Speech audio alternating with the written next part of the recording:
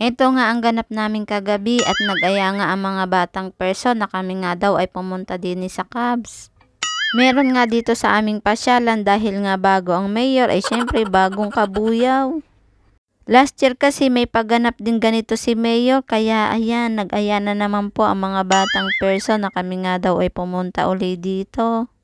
Dahil malapit na nga ang Christmas kaya may pagganito na naman si mayor. Mayor baka naman.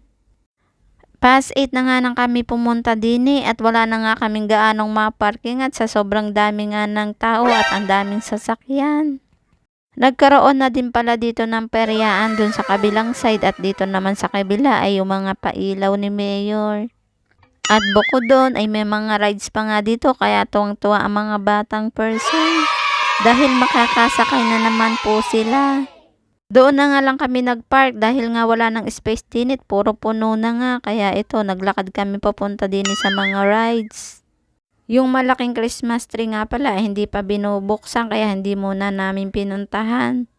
Ang target nga ng mga batang person ay aring mga rides.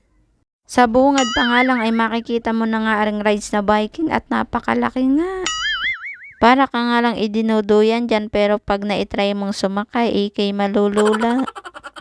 Pagkadating nga namin din ay ang dami na nga tao at ang dami ng pila sa mga rides. At hindi na nga nagpatumpik-tumpik pa ring batang person ko at nagpila na nga kami din sa bilihan ng ticket. At nakita nga ng ate ang kanyang classmate at siya na nga inaya nito para nga daw silang dalawa na lamang ang sumakay. Kasama niya din ang kanyang mami at daddy dyan at sila nga din daw ay sasakay kaya makikisabay na nga lang din si ate. At itinuturo nga ng batang person kung saan niya gustong sumakay. Ang mami nga pala ng classmate ni ate ay naging teacher naman ng batang person ng grade 1 at nakita nga silang muli. At alin namang batang person ay nagmamaktol na at gusto na nga sumakay sa rides. At isasama nga daw niya si Kaykay at si LJ doon sa pangbata. At bibili na nga kami din ng ticket para nga dito sa 3 batang person. Pero ang masaklap ay hindi nga sila pwede dahil nga below 8 years old lang ang pwede dito. Kaya ang ending ay maghahanap na lang kami ng ibang masasakyan na ring mga batang person. At dito na nga lang naisipang sumakay nila dito sa parang flying fiesta at bumili na nga si Sel ng ticket para nga sa kanilang 4.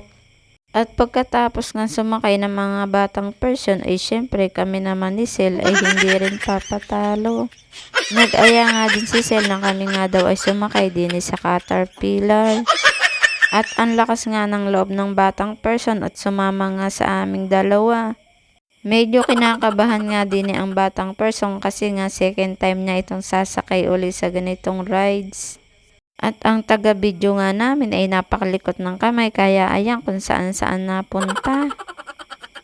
At pagkatapos nga namin dito sumakay ay kami naman ay pupunta doon sa may dulo. At ito nga yun, ang ganda nga dito ng view. Hindi pa nga to binubuksan dahil wala pa nga tong ilaw at isineset up pa. Pero pag ito'y nalagyan ng ilaw ay napakaganda nga. At pagkatapos nga namin doon pumunta, kami nga ay umuwi na. Nag-aaya pa nga si Sir pumunta sa peryahan. Ay sabi ko sa susunod na lamang at medyo gabi na nga. At pupunta na nga kami doon sa aming sasakyan at na doon nga nakapark sa may bandang dulo. At andito na nga kami at nag-aantay na nga aring aming mga kasama. O siya, hanggang dito na lang muna ang ating video for today. Thank you for watching. Bye-bye.